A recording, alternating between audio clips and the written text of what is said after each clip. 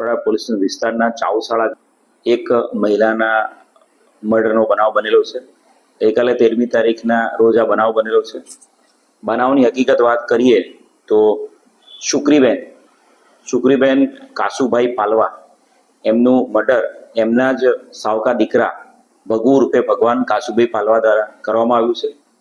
જો કારણ જોવા જઈએ તો ભગુભાઈ કાસુભાઈ પાલવા એ લાંબા સમયથી કોવિડ ટાઈમ પછીથી બેકાર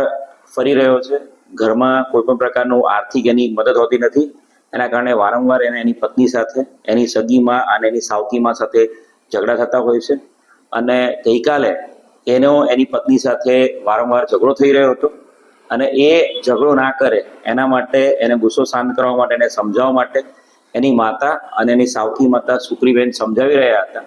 અને ગુસ્સે થઈને એ ત્યાં એના જે કાકાનું ઘર છે ચિંટુભાઈ, એમના ઘર પાસે ગયો હતો અને એની પાછળ સમજાવવા માટે આ સાવકીમાં શુક્રીબેન જતા હતા ત્યારે ચિંટુભાઈના ઘરના બહાર જે દાંતરડું પડેલું હતું એ દાંતરડું લઈને એને ગળાના ભાગે મારીને એમનું મોત નિપજાવેલું છે।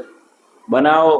બનતાની સાથે જ વિસ્તારમાં આઉટપોસ્ટના જે જમાદાર હતા એ પેટ્રોલિંગમાં હતા અને તાત્કાલિક બનાવવાળા સ્થળે પહોંચી ગયા હતા અને આરોપી ભાગી જાય પહેલાં જ આરોપીને પકડી પાડ્યો હતો અને સાથે સાથે બનાવમાં જે વપરાયેલ હથિયાર છે દાંતરડું એને પણ કબજે કરવામાં આવ્યું છે।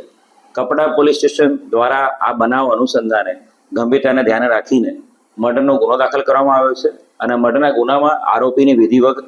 આજે ધરપકડ કરવામાં આવી છે અને બનાવની અંદર તમામ જે પુરાવાઓ છે, બનાવમાં વપરાયેલ હથિયાર અને અન્ય તમામ સાયન્ટિફિક તમામ પુરાવાઓ એકઠા કરીને સમય મર્યાદામાં એનું ચાર્જશીટ કરવામાં આવશે। હાલ જે જાણવા મળ્યું છે એ પ્રમાણે ભગુ લાંબા સમયથી 3-4 વર્ષથી